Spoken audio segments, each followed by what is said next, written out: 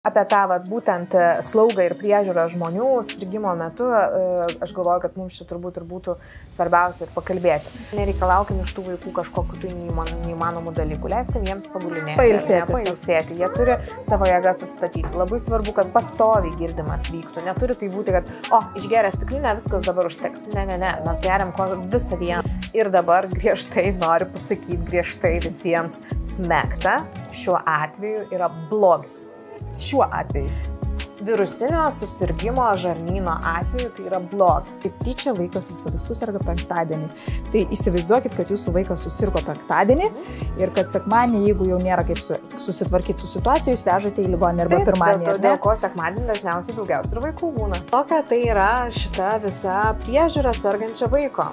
Viską daryti su protu, neišsigąsti svarbiausia, ar ne, nes viskas yra, su viskuo tikrai galima susitvarkyti, bet reikalinga įdėti daug pastangų. Ir svarbiausia žinoti, kad tos pastangos jos nėra vaiko atsakomybė, tai yra jūsų atsakomybė. Vaikas tuo metu serga. Sveiki! Šiandien ir vėl mes kartu su Egle Landsbergaite-Manuilova, vaikų ligų gydytoja ir vaikų reumatologija, spręsime įdomius klausimus. Diskutuosime apie vaikus. Kaip tik vienas kosintis biškė ateina, bet ne... Kur ratas? Ratas ten.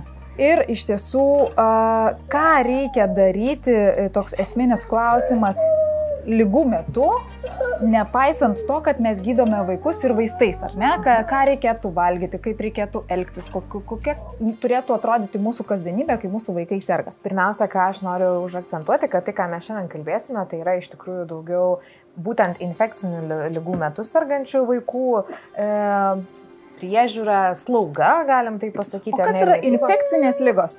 Infekcinės ligos tai yra virusų ir bakterijų sukeliamos ligos. Tai gali būti ir viršutinių kvėpavimo takų, kaip pavyzdžiui sloga, laringitas, bronchitas ar kažkokie kitokie dalykai, ar ne. Gali būti žarnyno infekcija, ar ne, kuri pasireiškia virnumu, virduriavimu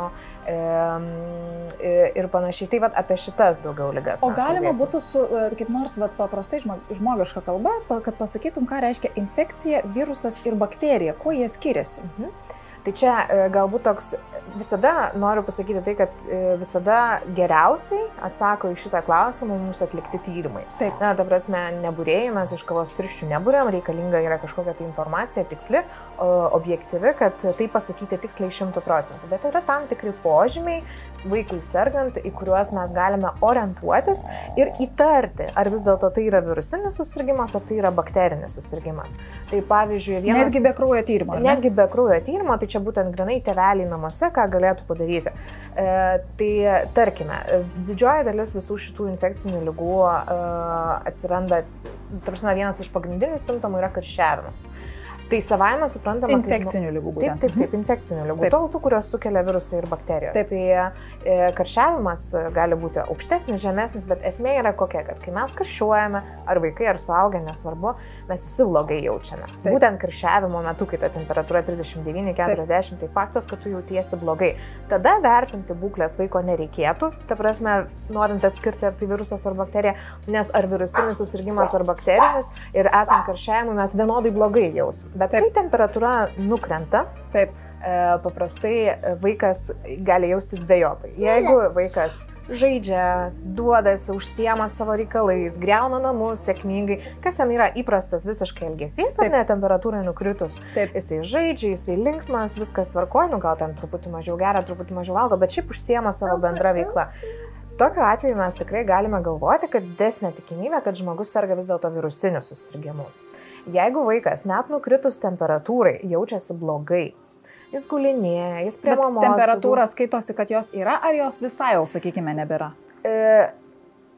Tarkime, kad temperatūra yra ne 40, ne 39. Jinai gali būti pakritus iki 37. Tai prasme, kai jau jinai leidžiasi žemyn, vaikas pradeda jaustis geriau. Tai bet jeigu jau tai temperatūrai nusileidus iki 37, ar netgi iki normalios temperatūros, tos vadinamos normalios, vidutiniškai 36 ir 6, ar ne? Jeigu vaikas jaučiasi prastai, jisai gulinėja, jisai mieguistesnis, jisai nenori nieko veikti, jisai glaustosi prie mamos daugiau, tai yra du variantai. Arba vaikui trūksta skysčių ir vystosi dehidracija, vienas dalykas, arba vaikas serga bakteriniu susirgymu, nes pati bakterija kaip po tokia, nesvarbu, kur jinai bebūtų ir kur jinai tos blogus darbus bedarytų, jinai išskiria į organizmą tokius liaudiškai sakant toksinus ir sukelia intoksikaciją bendrą ir dėl to vaikas net nukritus temperatūrai jaučiasi blogiau. Supratau, tai grubiai tariant, infekcijos tai yra ir virusai, ir bakterijos. Ir jie skiriasi tuo, kad bakterijos dažniausiai žmogų verčia jaustis daug blogiau, nepaisant to, ar yra temperatūra ar ne. O virusai gali, kaip sakant, vaikas serga, bet jisai vis tiek duodasi visur aplinkui. Taip, supratau. Ir reikia suprasti, kad teisingai, ta prasme, daugelis tėvelių galvoja, kad jau jeigu serga virusu, tai čia tik sloga ir kosulys, bet jau jeigu aukšta temperatūra, tai čia ne virusas. Ne. Gali būti puikiausiai gripas, mononukleozė, ar ne? Nu, šitie patys dažniausiai virusai. Tas pats Covidas, kai čia siautė, karščiavo žmonės iki 40-41 sėkmingai. Tai nereikia suprasti, kad jeigu jau virusas, tai žmogus nekarščiuos. O tridienė yra virusas ar? Virusas. Čia yra tam tikros šeimos, koksakių šeimos virusas. Tai jisai toksai, to ir pasireiškia, 3 dienas žmogus karščiuoja aukštai, febriliai iki 40 ir aukščiau, ar ne, ir tada nustoja karščiuoti ir išbiria. Tai čia tas vienas iš tų tokių gerų labai pavyzdžių, kurio aukšta temperatūra ir virusas. Aukšta temperatūra virusas, o jei nukritus, ta prasme, netgi per tas 3 dienas, kol jisai karščiuoja atkakliai, ta prasme, kas ten 4-6 valandas, nepaisant to, kai temperatūra pakrenta, jisai žmogus jaučiasi puikiai. Duodasi ir žaidžia ir užsiema savo veiklą. Tai va, tai čia toks esminis skirtumas tarp bakterijų ir virusų, ką gali jau padaryti tėveliai, kaip suprasti, ar jau čia lėkti bėgti dabar greitai pas daktarą, ko irgi nereikėtų daryti bent jau pirmąją parą. Apskritai karščiuojant pirmąją parą, nes neaišku, kas bus toliau. Taip, iš kitos pusės reikia suprasti, labai daug tėvelių, aš kadangi dirbu vaikų priėmimo skubios pagalbos skyriuje, tikrai yra labai daug tėvelių, kurie temperatūra sukyla ir jau lekia. Ir jau lekia, atlėkia pas gydytoją ir sako, padėkit mums, kas mums yra. Ir aš negaliu pasakyti, kas jums yra, nes jūs ką tik sukarščiavot, viskam gyvenime reikia laiko, tai pačiai lygai laiko irgi reikia. Ta prasme, kad galėtų tyrimai kraujo kažką rodyti, kad jau kažkokie pokyčiai juose būtų, ar ne, tai reikalinga yra bent 12 valandų nuo karščiavimo pradžios, kad būtų praėję. Pas mus iš tikrųjų būna, sako, 3 dienas reikėtų palaukti, jeigu nėra, vaikas nemiršta, kaip sakant, kad tikrai labai ten blogai jaustųsi, reikėtų palaukti 3 dienas ir pasižiūrėti. Na ir toksai galbūt tas, šiaip mes labai bijom to karščiavimo ir to vaiko blogos savijautos, bet tai tiesiog yra normalus dalykas, kad karščiavimas yra paprasčiausiai organizmo atsakas į kažką. Taip, ir labai dažnai žmogui esant sveikam prieš tai ar turint tą imuninę gerą sistemą ar ne, jisai gali ir pats savaime praeiti, kartais ir tų vaistų nereikia skubėti duoti. Taip. Tai kai kuriem vaikam tos aukštesnės temperatūros nėra blogai, nes jie patys save ir išsigydo tom aukštom temperatūrom. Taip, nereikia skubėti temperatūros mušti, mes rekomenduojam ją leisti, kilti ją iki 38,5 tikrai. Taip. Jeigu vaikas neblogai jaučiasi, gali būti ir 39 ir nieko baisaus. Tik reikia suprasti, kad sudavus vaistuką nuo temperatūros, ar ne, jau jeigu jau nusprendžiate jį duoti ir sudavėt, reikia neišsigąsti, nes vaistui irgi reikia laiko, kad jisai suveiktų. Nes yra tokių tėvelių, kurie suduoda vaistą 20 minučių ir jie dar nekrenta, o dar ir pakilo temperatūra. Tai normalu, nes jeigu jinai buvo kilime, jinai dar ir kils. O vaistų suveikti reikia minimum pusvalandžio, bet čia jau minimum. Jisai iš skrandžio ar iš kitos vietos, ta prasme, kur jūs į ten ar žvakutę, pavyzdžiui, vien tik kol jisai kraujotaką patenka, 15-20 minučių praeina. Tai dar jam suveikti reikia laiko. Tai o kuo skiriasi būtent geriami vaistai, sakykime, nuo temperatūros ir žvakutės? Įvedimo būdu. Ir viskas, greitumas, niekas, nei poveikis, nei ten... Kepenims, sako, būna ten, žodžiu. Visi vaistai eina per tą pačią kraujotaką, nepriklausomai nuo to, kaip jūs juos suduosit, ar duosit tabletę, ar duosit sirupą, ar duosit žvakutę žmogui, visiškai jokio skirtumo. Tai reikėtų rinktis vaikui priimtiniausią metodą. Taip. Ir labai svarbu yra tinkama dozė. Nes neretai taip atsitinka, kad tėveliai pasižiūrė ant pakuotės yra parašyta, kad vaikas ten jeigu sveria tarp 10 ir 15 kg, jūs duodate tokį ir tokį ten kiekį to ibuprofeno, sirupo ar ne, ir viskas. Bet reikia suprasti, kad tarp 10 ir 15 kg yra 5 kg skirtumas. Ir tai yra netikslu. Ir jūs tokiu būdu galite vaikui savaime suduoti per mažą dozę. O per mažą dozę neleis temperatūrai pakankamai greitai kristi, neleis jai nukritus, jinai tada pradės vėl greit kilt atgal. Tai va čia toje vietoje yra esminis jeigu jau dalykas. duodis, svarbu ne per mažai. Ne per mažai. Ir yra labai, jeigu labai per daug lengvas, davei?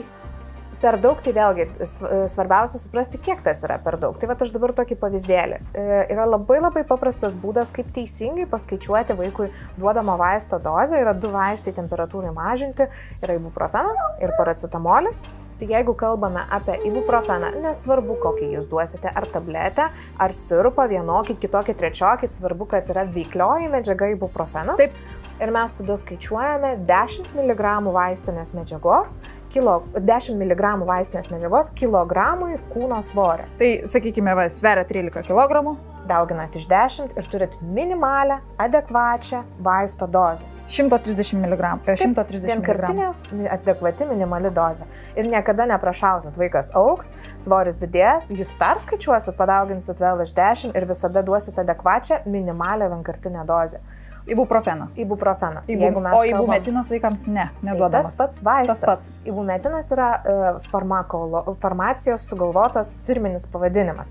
Ibumetinas, ibustaras, neurofenas ir visokie kitokie yra firminis pavadinimas. Ibuprofenas yra veiklioji medžiaga. Tai va ten, kur yra pavadinimas, po apačia būna mažom raidelėm parašyta veiklioji medžiaga. Tai į ją reikia žiūrėti. Taip. Lygiai tas pats yra su paracetamoliu. Nesvarbu, ar jūs duosite sirupą, ar jūs duosite tabletę, ar jūs duosite žvakutę, reikalinga paskaičiuoti tinkamą dozę. Tai vėl lygiai taip pat yra labai elementari formulė, žmogaus kilogramus dauginam iš 15 arba 20. Tai reiškia didesnė dozė. Tai jeigu sakykime, ibuprofeno yra 130 mg, tai sakykime, šiuo atveju tai būtų 260 iki 260 dvigubai. Taip, praktiškai taip. Ir čia irgi bus minimali, adekvati dozė vienkartinė. O jeigu daviau 500 vietoj 250? Jeigu tai davėt vieną kartą, tikrai nuo to nieko neatsitiks, nes vaiko... Nes Google yra visagalis ir atrodo, kad jau miršti. Taip. Ir aš visiškai suprantu ir visą laiką sakau tėveliams, kad reikalinga tiksli, adekvati informacija. Nes jeigu mes imsim ir skaitysim Google platybėse, tai mes tokią briedo galim priskaityti ir tada išeiti iš proto sėkmingai. Tai reikia žinoti, kad yra tam tikra maksimali paros dozė, suaugusiam jinai yra 4 gramai, vaikam jinai yra ten adekvačiai paskaičiuojama, ten neapkrausiu jūsų tom visom formulėm, bet reikia suprasti, kad jeigu vienkartinai sudavėt per didelę dozę, žmogui nieko nuo to neatsitiks. Padaryti gal ilgesnį tarpą, tiesiog šiek tiek viskas. Taip. Žmogus, organizmas labai daug turi resursų ir jisai tikrai su tuo susitvarkys. Kaip sakau, mes parazitai ir bet kokiam sąlygom išgyvensim. Oi, tikrai, taip, žemė mums nedėkoja už tai. Tai čia tokie esminiai dalykai dėl temperatūros ir ką daryti. Ir tokiu atveju dar noriu pasakyti, dažnai tėveliai klausia, koks yra tarpas tarp vaistų, ar ne? Nes jeigu yra labai toks rimtas koks virusas, ar ne, kaip gripas, tikrai aktyviai žmogus karščiuos. Gali karščiuoti kas 4-6 valandas kil temperatūra, ar ne? Tai reikia žinoti, kad jeigu duodate tik ibuprofeną namuose turite, tai nedažniau kaip 6-8 valandas.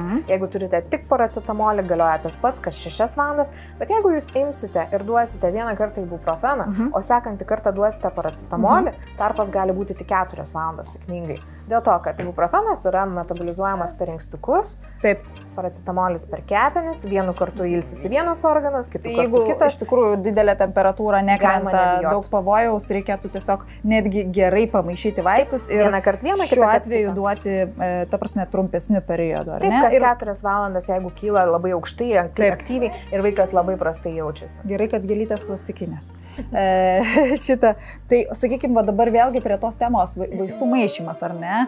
Sakykime, jeigu esame labiau pratę duoti vieną vaistą, ar reikėtų kitą kartą jau bandyti su kitu? Ar tai duoda kažkokią naudą, ar jokio skirtumo? Yra tam tikrų atvejų, tikrai pastebim, kad vieni vaikai geriau veikia vieniem ibuprofenas, kitiem geriau veikia paracetamolis. Yra tokių niuansų, mes visi esame labai... Bet čia tėvai jau žino ir jie gali visą laiką tą patį vaistą duoti. Paprastai taip. Ir visiškai nieko baisaus, tiesiog reikia žinoti tinkamas dozes ir reikia žinoti, kad neperspausti su tais tom valandom.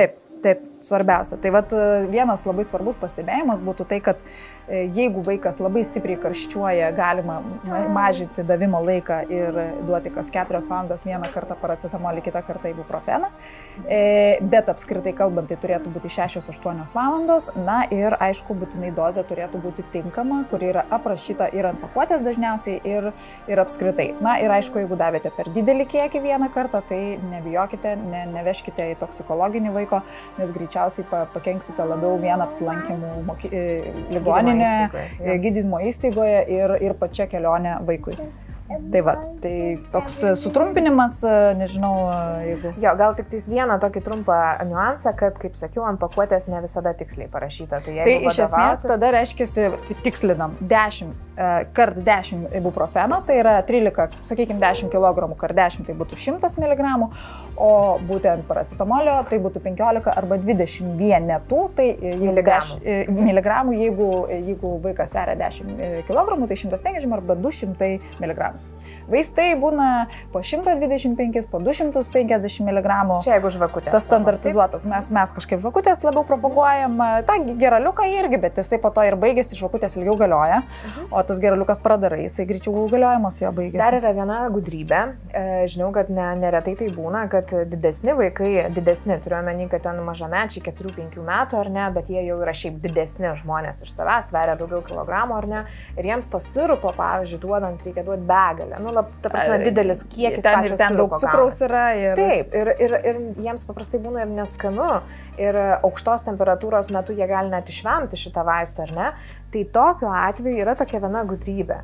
Imate suaugusiojo tabletę, nes yra visiškai nesvarbu, kokia jūs paimsite. Ta pati veiklioji medžiaga svarbu, ar ne? Ir ją arba ištirpinate tam tikram kiekį vandenį, tarkim, pavyzdys, paracetamolio. Paprasta suaugusiojo tabletė yra 500 mg paracetamolio, ar ne?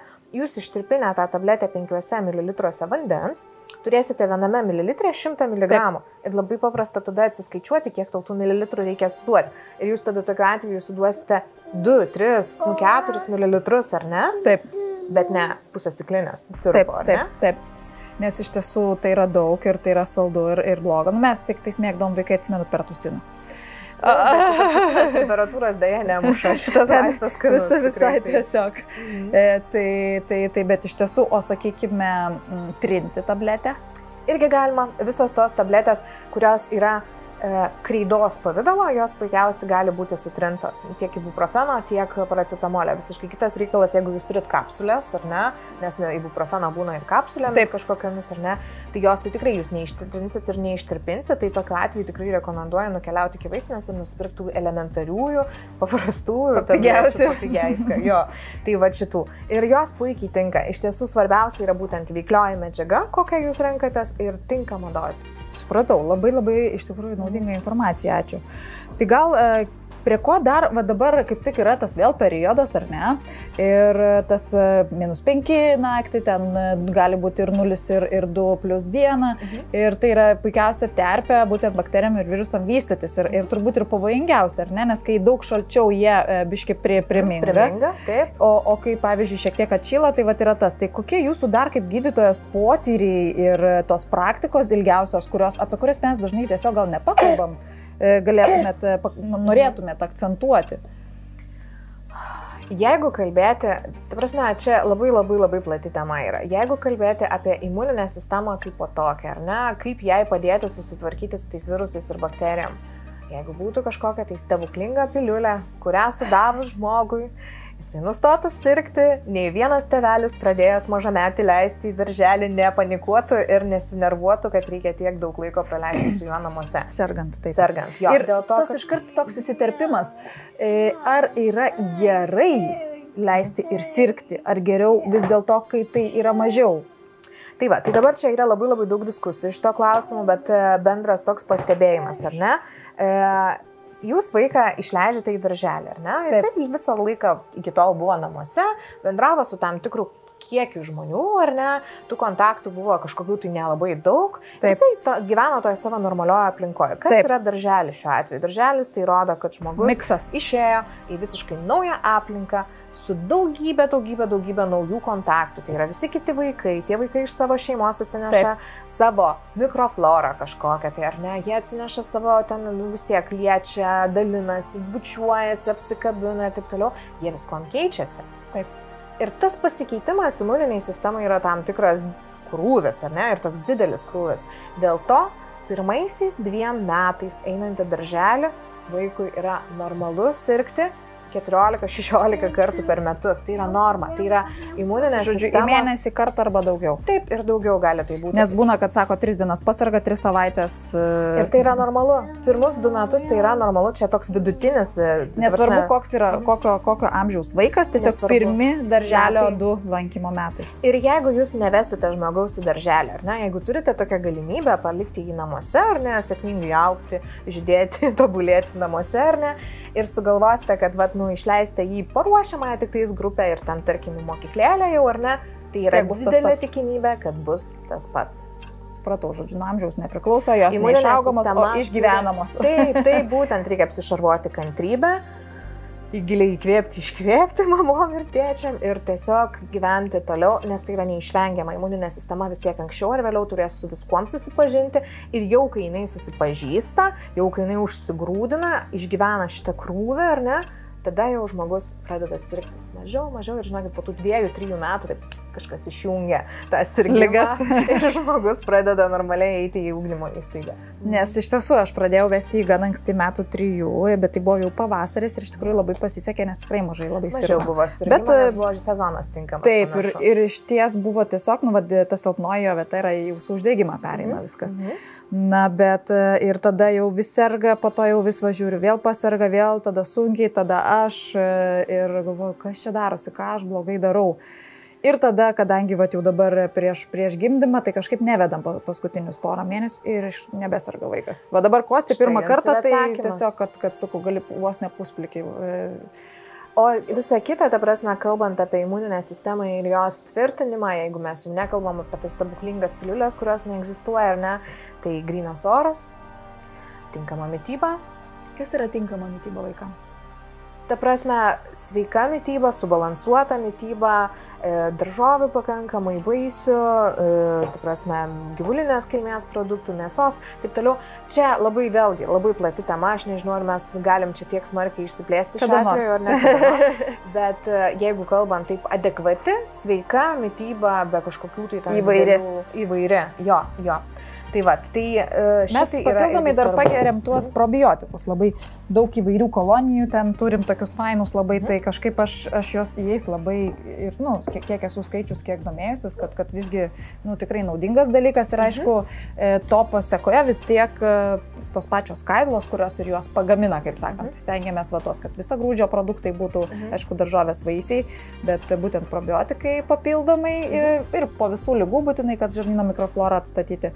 Na ir būtinai tiesiog pirma taisyklė yra kuo daugiau viso grūdo produktų. O visa kita jau, nes automatiškai, jeigu tik tais reaguoja į tai, kad daugiau viso grūdo, tai kalbam ir apie daržovės viso grūdą, visų lobelė ir taip toliau, ta prasme, kad ir morkos, ir turi būti įvairu.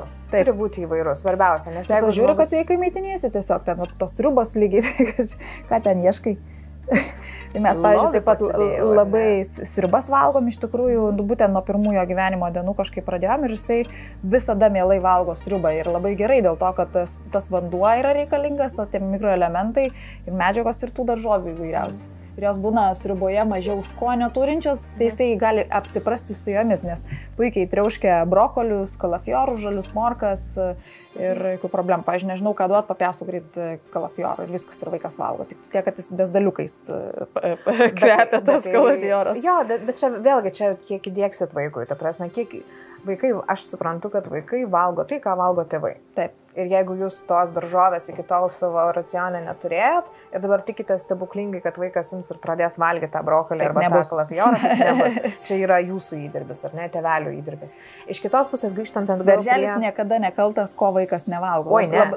Kaip niekada būna, aišku, to maisto vidutiniškai skanaus, bet darželis dabar pagal dabartinius reikalavimus, maitinimo aprašų tikrai kokybiškas maistas darželiuose yra. Ir mums tai reikia, kaip aš sakau, netgi aš, kur atrodo daug žinau apie maistą, ar ne, pritrukau idėjų, ateinu, pažiūriu, ką šiandien vaikas valgys darželį, arba nusifotkinu savaitės tą planą ir tiesiog, kažkokių idėjų prisigaudau. Ir jam yra daug lengviau, nes jisai gauna panašiai namuose ir panašiai darželėje. Gal kažkas darželis skaniau, gal kažkas namuose.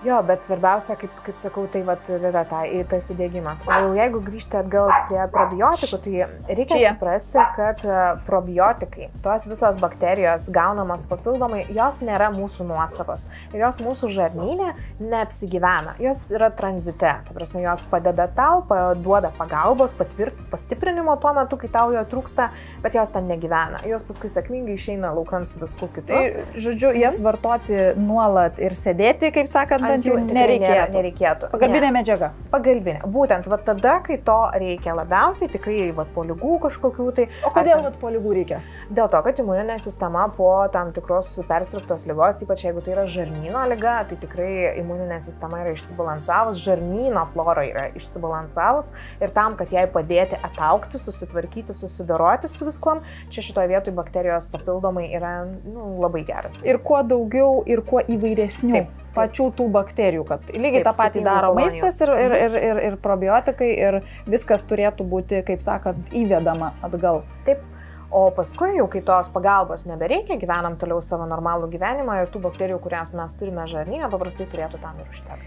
Ir tas turbūt, nežinau, čia toks klausimas galbūt, nes pradžioje nelabai ir kaip po didelio sirgimo negali valgyti labai daug tos skaidulingo ten morkų visokių, nes iš tikrųjų gali apsunkinti šiek tiek sistemą. Taip, tai va čia apie tą būtent slaugą ir priežiūrą žmonių sirgimo metu, aš galvoju, kad mums čia turbūt ir būtų svarbiausia ir pakalbėti. Tai vėlgi, reikėtų išskirti, jeigu mes kalbame apie žarnyno susirgimus, ar ne, apie žarnyno infekcinės ligas, tai yra tie patys rotavirusai, adeno, noro, entero ir visokie kitokie. Viskas, kas verčia vemti, viduriuoti, blogai jaustis, pykina, ar ne, tai tai yra vis tiek žarnyno infekcijas. Ir reikia suprasti, kad mažamečiams vaikams būna atvažiuoja tėveliai ir sako, mes apsinuodijom maistu. Tai reikia suprasti, kad maždaug 95% sirgimų, kada vaikui yra pykinimas ir vėmimas, yra virusinės kilmės. Tai dėl apsinuodijimo. Kai čia būna skambinai kokybės linija, mes apsinuodijom ir ten būna vaikas, aišku, visada paklausi, ką valgė. Jeigu valgė grūzdinto duoną su majonezu ir sūriu, tai gal ir šiaip galėjo tiesiog labai apsunkti. O šiaip iš tiesų labai dažnai reikėtų pasižiūrėti, ar nėra virusas arba bakterija, ypač jeigu vaikai maži. Taip, ir ta prasme čia... Atsiprašau, dėl žarnyno virusas ir bakterija, tai noro visi šitie roto, čia yra tik virusai? Tik virusai. Ką aš jums išvardinau, tai yra tik virusai. Ir 95% šitų susirgymų vaikų amžiuje yra būtent virusiniai. Ir jie yra persiduodami per rankas, per paviršius kažkokius ir tos tokios bendro susijimo vietos, jos netgi skatina tos virusus plisti. Ir jokių būdų aš nenoriu pasakyti, kad pati vieta yra šaltinis tų virusų. Ne.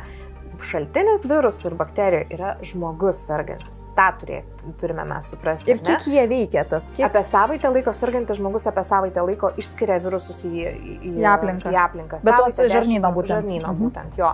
Tai gali būti su seilėmis, gali būti vėmimo metu, gali būti viduriavimas, na tai žinom. Kosėjimas nelabai prie žarnyno, nes čia šiuo atveju vis dėlto ne kvėpavimo takai, bet va tai, kas yra iš skrandžio, iš žarnyno, ar ne? Tai sakykime, nenuplautos rankos, jeigu užpakaliukas nenuvalytas buvo. Taip. Nuvalytas ir nenuvalytas. Ir tada tas žmogus eina visur viską čiupinėja žaislus, čiupinėja daiktus kažkokius aplinkui, su kitais vaikais žaidžia ir turime mes... Bet lygiai taip pat ir tėvai, jeigu jam yra blogai, aš tualete padėjau jam užpakalį, sakykime, nuplauti, nusiploviau, bet, sakykime, kažkaip ne iki galo tas rankas. Tai galiu pilnai apkrėsti kitus žmonės. Žinoma, ir apsikrėsti pats. Ir kadangi jeigu esi persirgęs, kiek kartų galima sirgti roto, noro ir visom tom? Nėra nurodyta aiškiai, kiek bet tikrai kartų, ne vieną, tikrai ne vieną, dėl to, kad šitų visų virusų mes kalbame tik apie pavadinimą, jų yra daugybė atmainų įvairiausių. Ir ta prasme, prasirgus viena, nebūtinai reiškia, kad jūs susirgsite ir sekantį kartą tą pačią. Ir vėlgi, jeigu kalbėti apie roto skiepą, kas irgi buvo čia kažkada labai didelės diskusijos, ar ne, tai ten irgi yra sudėtos tam tikros atmainos. Netgi ne viena. Ne viena, žinoma, ne viena. Tas geriamas. Taip. Jisai gavo. Į tą vakciną yra sudėtos tam tikros viruso atmainos, pačios pikčiausios, pačios sunkiausiai apsirgdinančios, ar ne, ir pačios populiariausios, bet tai nereiškia, kad žmogus niekada nesirgs. Tai vat mano klausimas iš karto toks, vis tiek esu pro vakcinos, kaip sakant, už vakcinas ir noriu paklausti, ar vakcinos turėjimas arba vakcinos davimas vaikui apsaugo nuo tos ligos? Jeigu mes kalbam apie būtent roto vakciną, ar ne? Nu, sakykime, šiuo atveju apie roto, galima arba žarnyno, turbūt tik roto ir yra dabar. Tik roto ir yra, ir čia yra prabangos vakcina, aš turiu pasakyti, nes, supraskite teisingai.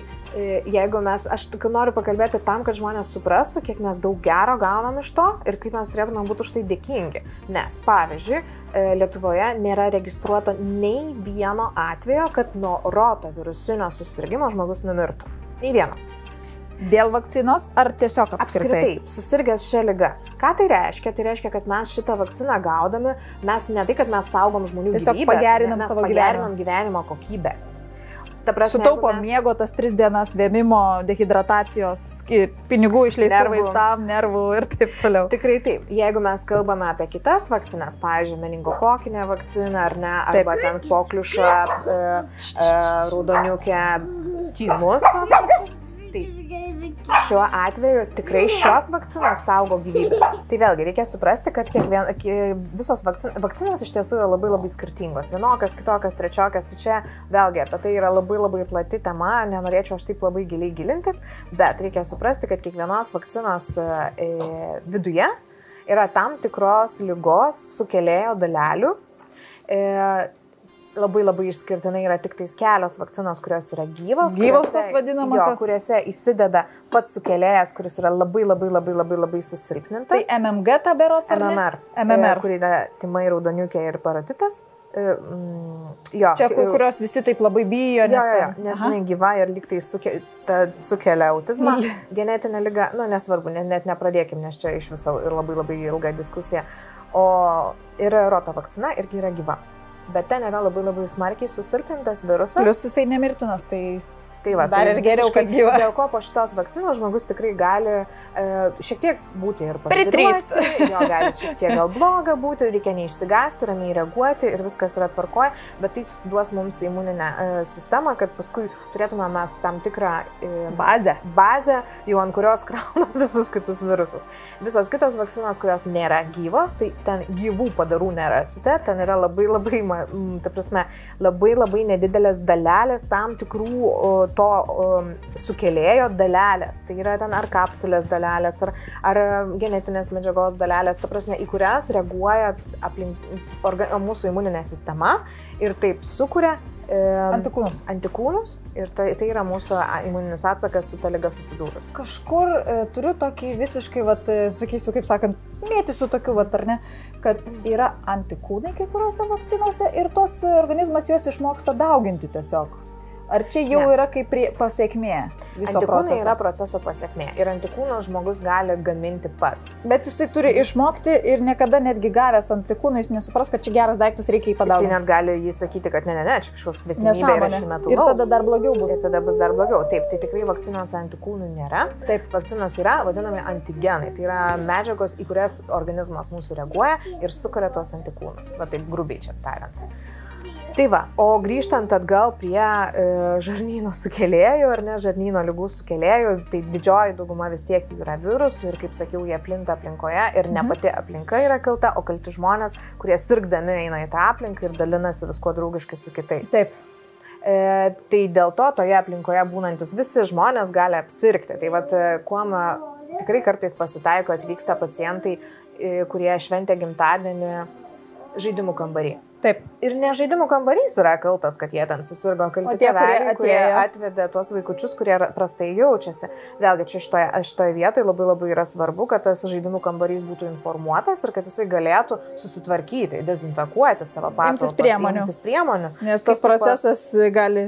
Jisai gali per laiko veikia tas, kiek jisai gyvas, kiek jisai gali... Oi, čia žinokit, labai priklauso nuo viruso. Roto virusas aplinkoje gali išbūti pakankamai ilgai, ten iki kelių parų. Ir jis yra toks pobjauris tuom, kad jį geriausiai veikia chloro preparatai. Tai prasme, baliklis, elementarusis. Ir, tai prasme, baliklis veikia viską, žudo. Jo, žudo. O tarkime, tie dezinfektantai, kurie yra spiritinių pagrindų, tie normalieji dezinfektantai, kuriuos mes naudojame įprasti, jie jį veikia pakankamai sunkiai ir ne visada 100%. Kas veikia visada 100%, tai yra mechaninis valymas, rankų plovimas ir paviršių šluostymas. Mes mechaniškai tą virusą nužudome. Žodžiu, kuo esam švaresni, tuo yra geriau. Taip. Bet nepamirškim būti ir nešvarus. Iki tam nes nešvarumas irgi yra šiaip gerai, nes tikrai purvo nereikia bijoti. Imuninė sistema, kaip ir pati minėjai, jinai turi natūraliai turėti darbą. Turi turėti darbą, taip. Nes jeigu nebus, jinai gali nuo paprasčiausio dalyko ir pakrikti. Ir ką dabar daryti? Grįžo žmogelis ar ne iš darželio ir pradėjo jums lygtis blogą jams. Ir dažniausiai pirmas procesas, kas vyksta, jis apsivemia. Apsivemia. Ir dabar ką? Lekiam į priėmimą, nes apsivemia? Ne. Sėdim namie. Aš dėl ko taip juokiuosi, aš dėl ko taip sakau, nes yra tokių žmonių, kurie tikrai išsigąsta pačio proceso ir tikrai lekia į priėmimą pirmų pasitaikiusių atveju. Atsimenu, čia aš pertrauksiu šiek tiek tokia gal juokinga istorija. Tuo metu man atrodė labai, labai blogai ir aš buvau labai pikta, bet vežėm iš močiutės, žodžiu, vaiką ir mes, matytis, užmygo, aš jam dar pieną dar maitinau, daviau ir jisai tada prabudo, matyt, kelias užsuko, nes pas mus vis tiek labai tie vingiuoti keliai, ten mes gyvenam visiškam tokiam vienkiemį.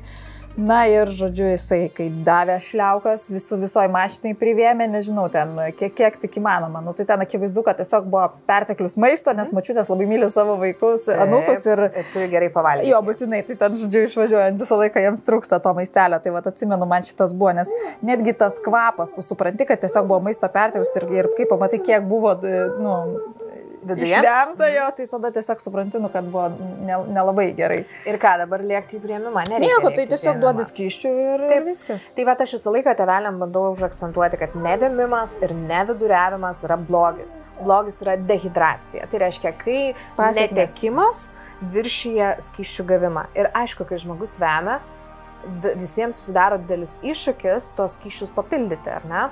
Tai čia yra esminis dalykas, ką reikia nenori žinoti. Gerti vaikas. Nenori gerti, bet reikia. Taip. Ir čia šitoje vietoje būtinai reikia šnekėti su vaiku ir aiškinti, kad kitaip tu nepasveiksi. Dabar ką reikia girdyti? Visi puola girdyti vandenį, elementarų, ar ne? Viskas yra gerai iki tam tikro laiko. Tai prasme, vandenuko ten pagurkšnoti šiek tiek šiaip dienos eigoje žmogui tiesiog sveikam. Super, reikia, būtinai.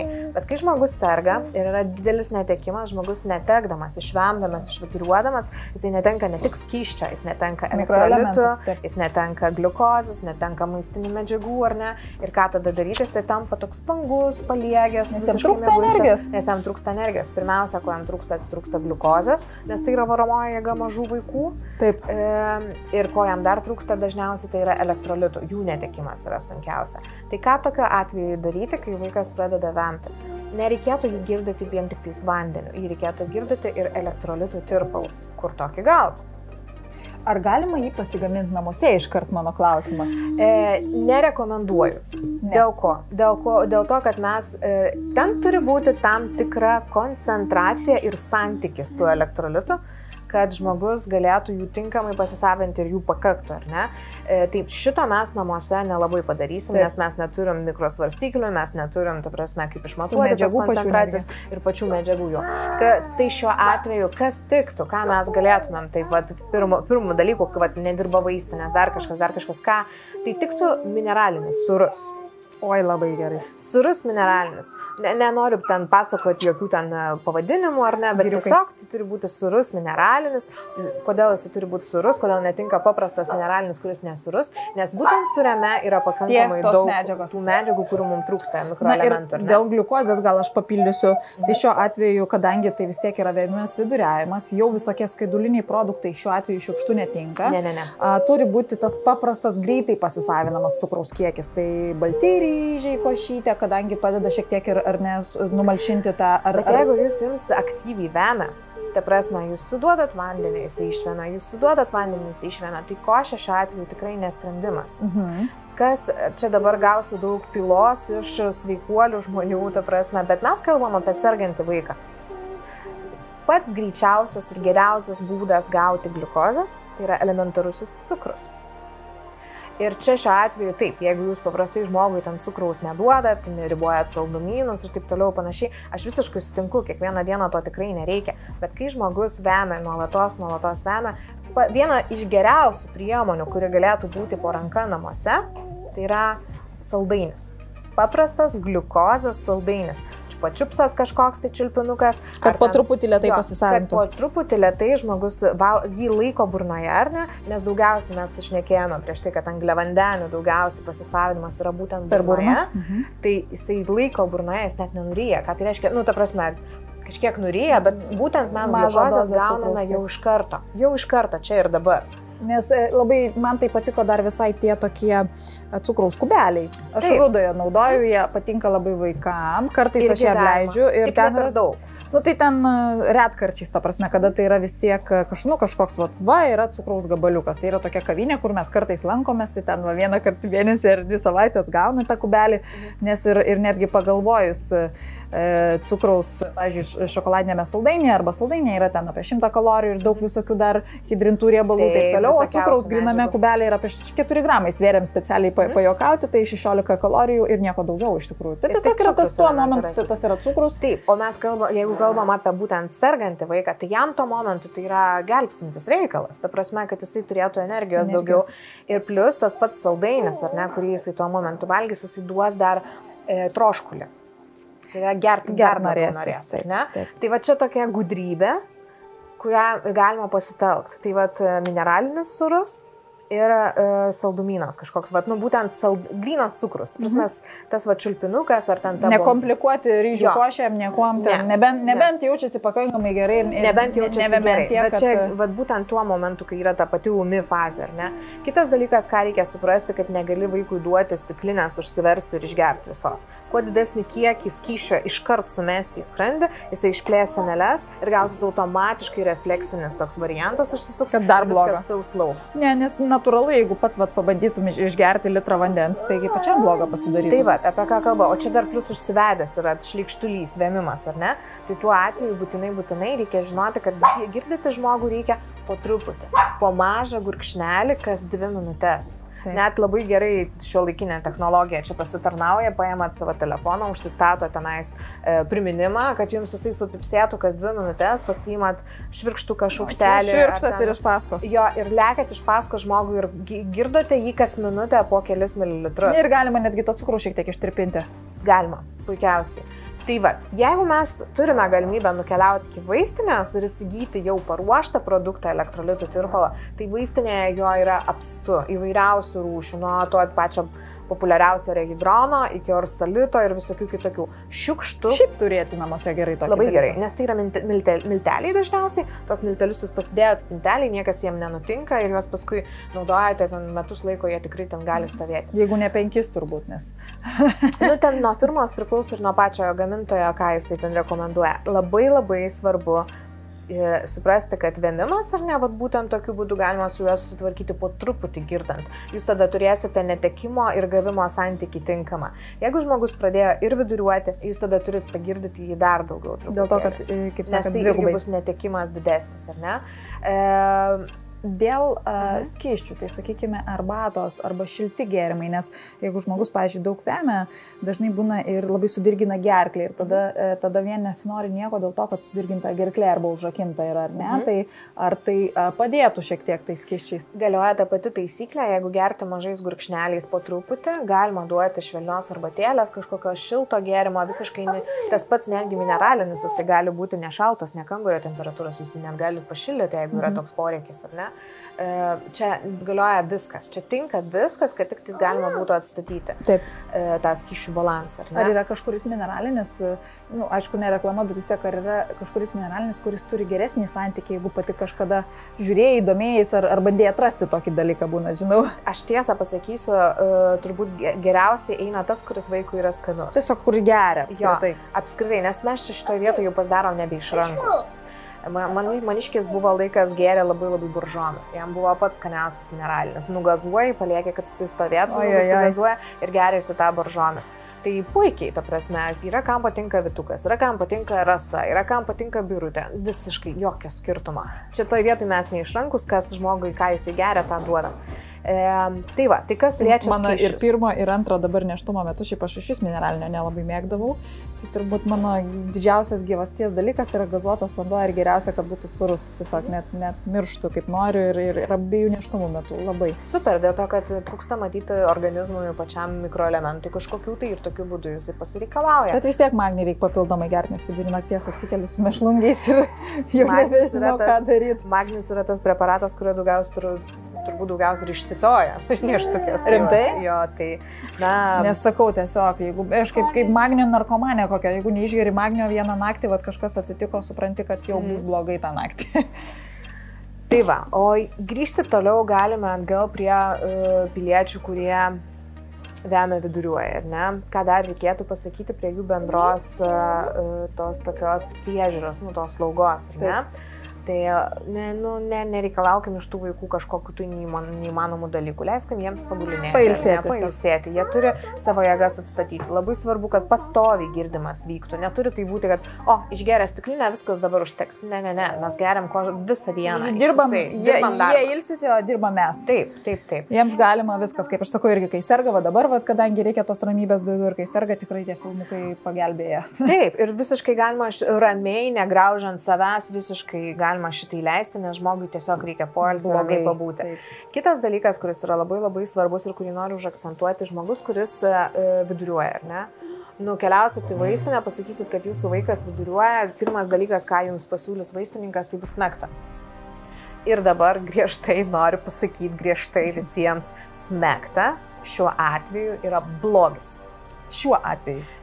Virusinio susirgimo žarnyno atveju tai yra blogis. Ir vaikam apskritai, mažamečiam vaikam, dėl to, kad jie dažniausiai serga šitom ligom, ne kažkom kitu, ne dėl kažko kito viduriuoja ir vemia, iš vis nerekomenduojama duoti smegtos. Šitą aš esu jau girdėjus ne vieną kartą. Smegta yra molis, kuris užklijuoja šikną ir tas, kas turi išeiti iš organizmo, tiesiog neišeina. Ir kas tada tie virusai liekantys žarnyne sukelia intoksikaciją ir netgi stebime mes antras bangas sirgimo. Ta prasme, žmogus vėl pradeda karščiuoti, vėl pradeda vemti, kai jau buvo nustoję ir atvažiuoja tie vaikai visiškai leisgyviai tada.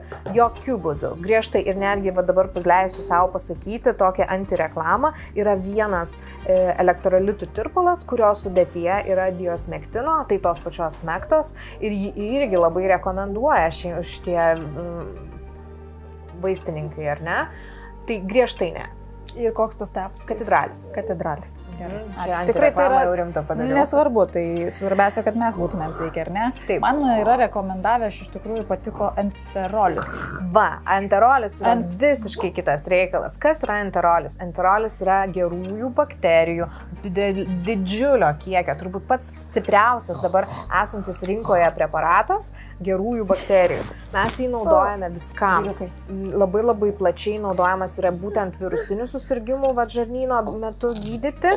Nepabijosiu to žodžio, čia gydymas. Gerosios bakterijos plus mieliagrybis. Tai yra tam tikras grybas iš mielių gautas, kuris padeda žarnynui greičiau susitvarkyti. Jis ne tik, kad padeda greičiau iššluoti visus virusus lauk, ar ne, bet jisai padeda ir suformuoti išmatas. Tai, ką daro smegta, užklijuodama šikną, ar ne, ir mes įsivaizduojam, kad ten padeda tas išmatas. Nes tuo metu gelbsti situaciją. Jo, tai ne. O čia šiuo atveju vyksta procesas. Toliau viskas eina laukan, bet jau eina nebe vandeniu, o normaliu košės padaro žarnyne daugiau gerųjų bakterijų, kurios padeda susitvarkyti. Tiesiog kaip papildoma pagalba jūsų žarnynui tam, kad jūsų vaikų žarnynui tam, kad jie galėtų bandyti stipriau susidoroti su ta problema, kuri atsitiko. Taip, bet čia aš noriu pasakyti, kad čia būtent išskirtinai, kas liečia gydymą, būtent gydymą viduriavimo, ar ne? Infekcinė. Bet vėmimui tai neaktualu. Vėmimui neaktualu, bet turėkim mintyje, kad tas pats vėmimą sukeliantis virusas paskui gali pereiti viduriavimą. Taip. Arba bet kokiu atveju jo vis tiek bus žarnyne. Jis profilaktiškai nepakenks. Bet noriu pasakyti, kad dėl ko enterolis, nes jisai tikrai yra labai stiprus. Ten yra tų bakterijų daug daugiau negu kitose probiotikose. Plus tas mieliagrybis. Tai mes jį naudojame. Nes iš burnos būna tas kvapas. Toksai mielių kvapas. Tai jis tikrai yra naudojamas kaip pagėręs giros. gyros arba duonos. Kai kažkas toks stiprus, taip. Jo, tai va, tai čia būtų labai labai svarbus dalykas. Vietoj tos smektos, kurią jums siūlo, griebkite enterolį ir gydykit po vieną kapsulę ar ten po vieną pakutį 2 kartus dienoje, kokias 5 dienas ir pamatysite, efektas bus stulbinantis. Mums irgi mes smektos nenaudojam, iš tikrųjų tik tais tą enterolį, tai tikrai labai. Tai va, ir kas dar labai labai yra svarbu šiuo atveju, tai jau paminėjom skysčiai, ar ne? Vaistai nuo temperatūros, jeigu karščiuoja žmogus, o tikrai prie virusinių susirgymų žmonės dažnai karščiuoja. Tai va, apkalbėjom jau enterolis ir dieta. Dieta, ar ne? Toks labai geras žodis, mes visi iškart... Ta dieta, kurią mes žinom, tą. Jo, mes iškart galvom, kad čia yra tas laikymasis režimo kažkokia, bet ne, šiuo atveju dietą reikėtų suprasti kaip... Mitybos racioną. Mitybos racioną, tai ko nereikėtų vartoti žmonėm, kurie serga žarnyno infekcija, nereikėtų vartoti pieno produktų, nes pieno produktas yra tam tikrų medžiagų, kurios apsunkina žarnyno veiklą, ar ne? Nereikėtų vartoti šviežių vaisių ir daržovių. Tai ką tai reiškia? Jokių mandarinų, jokių vynuogių, jokių obuolių kriaušių. Bananas yra išskirtinai vienas vaisius, kurį gali vartoti viduriuojantis, vemiantis vaikai. Nu, vemiantis, kai nustos vemti, nes turi daug kalio ir tai yra gelbstintis reikalas. Ir saldžioji bulvė turi daug kalio. Tai va, man atrodo, irgi galėtų. Bet mes saldžios bulvės nevalgom šviežios, dažniausiai mes valgom šviežių, teisingai. Tai va, visą niekaip jos mes ir nesuvalgysim šviežios. Išsilaužysim dantis. Tai neskanu labai. Esmė kokia, kad mes tas daržovės visas ir vaisius galim apdoroti termiškai, tada tos medžiagos, kurios apsunkina liktai žarnyno veiklą ir dėl ko mes jų nerekomenduojam. Tos pačius vaisius dingsta. Tos pačius vaisius. Nes jūs galite garinti, kepti obuolius. Va, būtent apie obuolius girdėjau, kad rekomenduojama tyrė obuolių būtent tokiais atvejais. Visiškai tinka. Tinka visokie troškiniai daržovių, ar ne, garintos daržovės tinka. Svarbu, kad grįžtam į tyrelių fazę.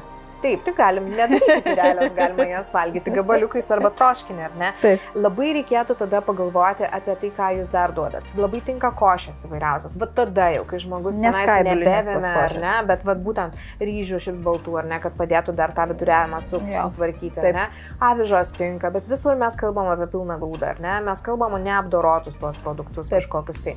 Bet tai jau yra tada, kai tas, aš kaip sakau, jeigu žmogus vemia dabar, va šią momentą jis įvemia, nekiškit jam maisto. Leiskit jam susitvarkyti ir jisai kaip pasveiks arba apsveiks ir jau kai pradės jūsų prašyti valgyti, bet tada pradėkit. Nes tai atsiras, tai natūraliai tiesiog ateis pas vaiką. Pavalgys žmogus kaip pasveiks, aš visą laiką taip sakau. Taip. Svarbu dabar prioritetas yra skysčiai. Yra netgi labai daug tų šalininkų, sergu nevalgau, tai to prasme jie serga patys ir būna 3 dienas ten vos nebadauja, aišku, skysčiai taip toliau, bet ta logika yra tokia, kad kuo mažiau maisto jisai apkrauna organizmą, tuo organizmas yra įgalus kovoti su pačia liga ir tai mažiau maisto ligos metu tikrai yra geriau arba iš vis gal ir nereikia, kol žmogus pats neužsinori.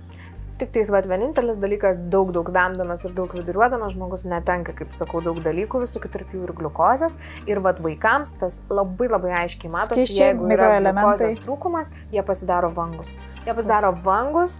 Tokie guli, nieko neveikia ir atrodo kaip infekcija bakterinė sergantis vaikas atrodo, glaustosi blogai ir taip toliau. Lygiai taip pat atrodo dehidruotas vaikas.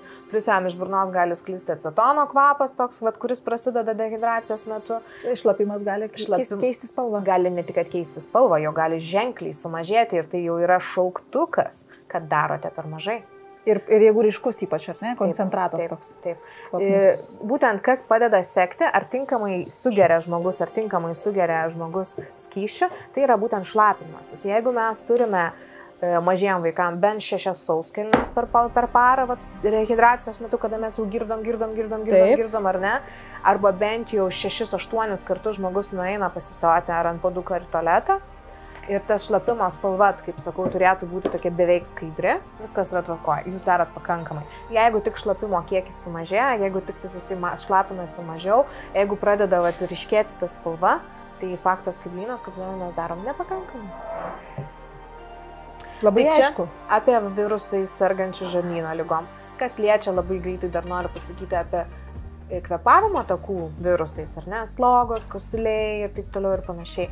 Esminiai dalykai yra vaiko toj bendrai tokioj, kaip slaugoj, irgi vaistai nuo temperatūros, ar ne? Taip. Ir skysčiai. Būtinai tie patys dalykai. Dėl to, kad žmogus karščiuodamas labai daug netenka skysčių, jis daug prakaituoja, jis dažniau kvėpuoja, jis daug išgarina iš savęs. Taip, tai iš tiesų visą laiką būna, bet kuriuo atveju, kad ir kas bebūtų, visą laiką vienas iš pirmųjų klausimų yra, kiek kartų per dieną jisai šlapinas, arba apskritai kaip jisai šlapinas. Ir tada jau gali pradėti nuo ten kažką, tai ne? Jeigu šlapinimas yra bent jau kiek mažesnis, prastesnis, ryškesnis ir taip toliau, tai yra pirminė problema, kurią reikėtų spręsti. Reiškia, yra problema su skysčiais. O vaikams skysčių trūkumas gali būti mirtinas, fatališkas, pradedant nuo šoko, šitų konvulsijų ar ne, ir taip toliau. Čia jeigu apskritai vangumas, sąmonės trikimas, tai yra tie pirmieji kaip sakyti, ženklai, kad žmogui jau skysčių trūksta kardinaliai, o jau konvulsijos, koma ir taip toliau, tai čia mes jau turime tokias šitos komplikacijos variantus, tai čia jau labai blogai. Bet reikia turėti omeny, kad vaikas yra nesuaugęs ir jam tai greičiau daug pasireiškia negu suaugusiems, todėl tai yra, tai yra tai, ko reikia bijoti, o ne pačios temperatūros ar ligos ir taip toliau. Dar vienas labai svarbus dalykas, kurį noriu pasakyti, kad kartais atvyksta tėveliai į priėmimo skyriuje, nes jiems nepavyksta numušti temperatūros. Ir dabar čia iš mano asmeninės patirties apie 80% šitų atvejų vyksta dėl to, kad jie žiūri ant pakuotės, kas parašyta ir duoda neteisingą dozę. Tai yra per maža dažniausiai. Per maža. Kitas dalykas, dėl ko temperatūra... Jeigu jau duodi vaistus, tai reikia atitinkamai duoti. Čia kaip su antibiotikais tas pats. Ai, daviau vieną dieną. Nesąmonė. Ir nieko. Pakenksi ilgainiui dar labiau. Taip. O kita priežastis, dėl ko temperatūra nekrenta paprasčiausiai, tai yra tas pats skysčių trūkumas. Vienintelis būdas žmogui temperatūrą mesti yra prakaituoti.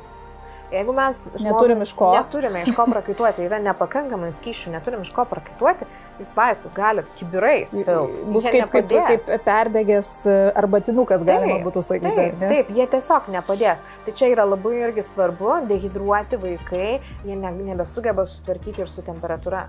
Tai ne tik, kad bendrai jis jaučiasi blogiau, vangumas atsiranda ir taip toliau, bet dar ir jisai net su temperatūra nebegali susitvarkyti. Jo.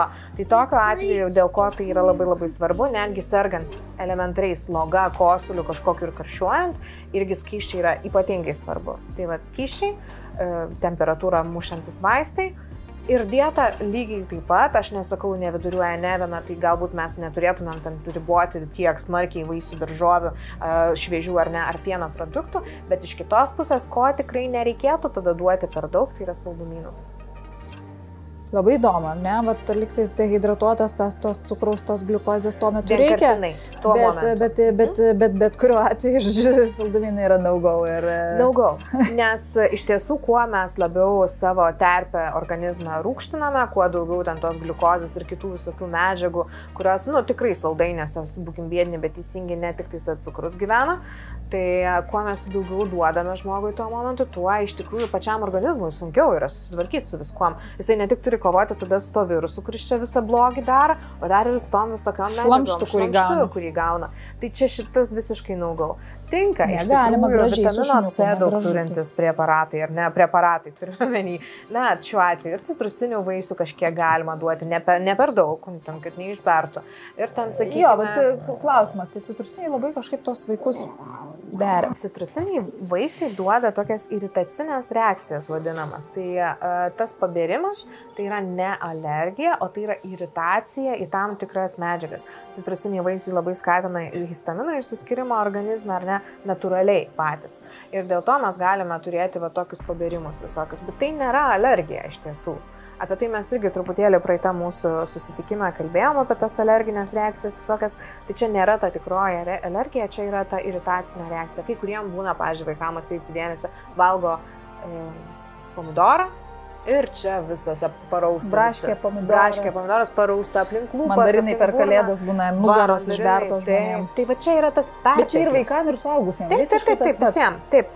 Tiesiog vaikai, kadangi jie mieliau valgo tos vaisius, daugiau jų nori, tai viskas šitoje vietoje gerai. Šiaip labai įdomu, iš tikrųjų, pasidomėkite histamino mitybą arba histamino turinčiais produktais. Nereiškia, kad reikia įvengti, bet jie yra iš tikrųjų ir naudingi, tiesiog labai įdomu, kurie turi iš savęs tą minimą histamino poveikį, kad išskiria histaminą. Jie net ne patys turi histamino savyje, bet jie turi tam tikrų medžiagų, kurios skatina histamino gamybą. Ir jeigu organizme. Žmogus nėra alergiškas, viskas, alergiškas arba jautrus tam dalykui, viskas yra tvarkoje, netgi kai kada tam tikrais atvejais yra rekomenduojama tokia mityba. Tai teko skaityti šiek tiek labai paviršutiniškai, kažkada plačiau panagrinėsiu, bet žodžiu, tam tikrais atvejais nėra rekomenduojama. Labai įdomu iš tikrųjų. Jo, bet kaip sakant, jeigu kalbant būtent apie tuos karščiuojančius vaikus, kurie serga slogitais, kosulitais, ar labai smarkiai vengti? Ne, vengti griežtai, nubraukti nereikia, galima duoti šiek tiek, bet viską gyvenime reikia daryti su protu. Saldumynai tai yra cukraus perteklius, išskyrus tam energijos davimui vienkartiniam. Tam tikrais atvejais, taip. Pieno produktai galbūt ar ne, ir šviežūs vaisiai ir daržovės didesniais kiekiais. Taip. Ne, vis tiek jau geriau būtų termiškai apdoroti. Ir košės, taip, čia svarbiausia. Mėsytė, o kaip mėsa?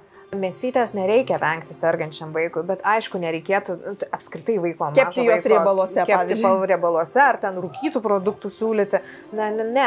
Bet apskritai geriau mažiau valgyti šitų dalykų. Ir suaugusiam irgi. Taip, bet jau vaikam tai savaime suprantama. Mėsytę galima troškinti, į tos pačius daržovių troškinius dėti puikiai, ar ne? Taip. Į sriubytes dėti, kad vaikai ypač, jūsų mano irgi lygiai taip, koks sodininkas. Oi, patikėk čia. Kalbant apie mėsytę, tikrai jos nereikia vengti, nereikia jos bijoti, bet nereikia valgyti riebaluotą maistą kažkokio, tai nereikėtų valgyti ten keptos smarkiai, viską reikia daryti švelniai. Prie savo suprantamo mitybos raciono arba tos dietos mūsų suprantamo žodžio pridėkite biškį dietinis maistas. Geras. Žinai, tai, ką mes tausojam. Čia jau another level, čia jau kitas lygis. Biškį dietinis.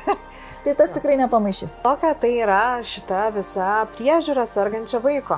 Viską daryti su protu, neišsigąsti svarbiausia, ar ne, nes viskas yra, su viskuo tikrai galima susitvarkyti, bet reikalinga įdėti daug pastangų. Ir svarbiausia žinoti, kad tos pastangos jos nėra vaiko atsakomybė, tai yra jūsų atsakomybė. Vaikas tuo metu serga. Vaikas tuo metu sergo, mes neturėtume ilsėtis, o dirbti. Padėti vaikui greičiau pasveikti. Ir tikrai ne to, kad vežti vaiką kažkur tam, kad kuo greičiau čia viskas, žodžiu, atsitiktų, bet nuosekliai, būtent tas ir yra labai turbūt svarbu, nuosekliai padėti vaikui pasveikti pačiam. Ir tada ilgainiui organizmas išmokęs tai daryti daug lengviau susidoros apskritai su sunkumais, ar ne? Virusais, bakterijom. Taip. Kuo tik nori. Ir tėveliam atsiras įdirbis, kaip su to kovoti. Taip, iš tikrųjų, ir nebijoti tos aukštos temperatūros, ar ne, nebijoti to vėmimo viduriavimo, tai yra normalu, vaikai tai praeina. Sakau, mes labai negražus to žodis, bet esam gyvūnai kaip parazitai, tokie mes tikrai prisitaikę bet kokiom sąlygom. Suprantama, kad mūsų vaikai mums yra mieliausia ir aš lygiai taip pat išeičiau iš proto, tačiau tas protas vis tiek turi likti, kaip sakant, ar ne. Ir nėra vaikui geresnės erdvės sveikti kaip namai. Taip. Jo aplinka, namai, lygiai taip pat po vakcinų, kaip gydytojai rekomenduoja, važiuoti namo. Gali eiti į lauką, bet važiuok namo tam, kad tai yra tavo erdvė, žmogui ir moraliai gerai, ir šiaip tai tikrai neskubėti vežti į gydymo įstaigą, ar ne? Į gydymo įstaigą reikėtų vežti žmogų tada, kai jūs jau matote, kad jisai nebesusitvarkote, matote, kad nepavyksta tų skysčių atgirdyti, ar ne, matote, kad jisai bet kokiu atveju jums darosi vangus ir mieguistas, ne tada, kai jam miegoti reiktų. Jeigu matote, kad jums nepavyksta niekaip, nes visko gyvenime gali būti susitvarkyti su to vėmimu, ar ne, arba matote, kad tikrai, niekaip, darot viską teisingai, duoda teisingas dozes, atrodo girdot ir vis tiek ta temperatūra nekrenta, va tada galima važiuoti į priėmimą, tikrai jokių būdų nesėdėti ir nelaukti. Iš kitos pusės, jeigu su viskuom susitvarkote, bent 2 paras stebėkite žmogų. Stebėkite. Ir jeigu po 2-3 parų vis dėlto tas žmogus dar reikalaus pagalbos iš medicininės įstaigos, iš gydytojo ar ne, tada galima nuvažiuoti. Man toks kyla visą laiką šypsena, nes kaip tyčia vaikas visada susirga penktadienį. Tai įsivaizduokit, kad jūsų vaikas susirgo penktadienį ir kad sekmadienį, jeigu jau nėra kaip susitvarkyti su situacija, jūs vežate į ligoninę arba pirmadienį. Dėl ko sekmadienį dažniausiai daugiausiai ir vaikų būna. Taip, nes iš tiesų tai reikėtų netgi tas 2 dienas palaukti, kad pirmadienį nuvežam. Ir labai dažnai jau pirmadienis būna visos karštos emocijos, viskas praėjo ir vaikas būna šiek tiek pasveikęs ir jau yra kelias link. Nieko nebereikia. Taip. Tai iš tiesų tikrai, nes priėmimo skyrius, gydymo įstaigos, tai yra naujos bakterijos, tai yra patikrinimai, tai yra kraujas, šiuo metu tai yra COVID papildomas, tai yra didžiulis stresas vaikui ir tai iš tikrųjų atitolina jos veikimą, kad ir kaip ten bebūtų ar ne. Tai dabar kitas klausimas, užbaigimui šios labai įdomios diskusijos iš tikrųjų, nes tiesiog geriu visą informaciją iš pačios, ką galima būtų sužinoti. Tai toks epinis klausimas. Sloga. Liga ar ne liga? Vesti į darželį ar ne? Tai yra liga. Tai yra dažniausiai viruso sukeltas simptomas. Ir, ta prasme, ką reikia žinoti, kad jeigu ten sloga, vėlgi, jeigu mes kalbame apie infekcinės ligas, jeigu tai yra sloga, kuri vaikui yra nuolatos ir jisai turi kaip alerginį foną, šienligę vadinamą ar ne, kažkokia erkiam dulkių ar ne, alergija, dar kažką, tai tikrai gali ta sloga būti visada. Bet jinai bus skaidri, paprasta, tokia vandenukas bėgs, ar ne, bus užburkusi tonasytė, bet tai bus vandenukas. Jeigu mes jau matome slogą žalsvos spalvos, turėkite omeny. Tirštesnė, gelsvesnė, kvapas yra keistas, netgi tas būna specifinis. Žalsva spalva reiškia, kad žūsta kareivukai. Leukocitai, limfocitai, jie žūsta ir tai, kas išteka, tai yra jų liekanos, taip sakant, dėl to tas spalva ir pasikeičia. Tai reiškia, kad jeigu jau imuninė sistema yra įsitraukusi, mes tikrai turime užkrečiamą procesą, virusą. Ir turime likti namuose ir ieškoti išeičių jai. Tai kaip ir aš buvau tokia, esu gal laisvesnio požiūrio mama galbūt, ar ne, ir sloga neliga būdavo. Bet iš tiesų tai jau vien ne dėl savęs, bet dėl kitų žmonių mes turėtumėm likti namuose. Ir čia yra ta didžiausia atsakomybė. Kaip ir klausimas, ko reikia dėtis kaukę. Dėl savęs ar dėl kitų. Jeigu nedarome to dėl savęs, darykime tai dėl kitų. Kažkaip žmonės daugiau yra vis dėlto egocentriškios asmenybės. Tai vis dėlto tada dėl savęs dėkim kaukę. Dėkim dėl savęs, bet turime omeny vis tiek, kad vaikas, jeigu serga sloga, jo vesti į darželį nereikėtų, nes yra tikimybė, kad kiti vaikai susirgs. Gal jūsų vaikui tai net nepavojingas dalykas, o kitiems gali būti pavojingas. Ir iš tikrųjų toks principas ir turėtų būti. Ačiū, Egle, be galo naudinga diskusija ir tikiuosi sustiksime vėl, tikiuosi, kad bus etatinė pas mus apsilankytoja. Labai smagu pas jūs apsilankyti. Ir tikrai norėčiau ir maisto temą kažkada paanalizuoti ir daugiau ir patį tą histamino veikimo procesą. Tai linkiu gražios dienos ir lauksime vėl. Ačiū, iki. Iki.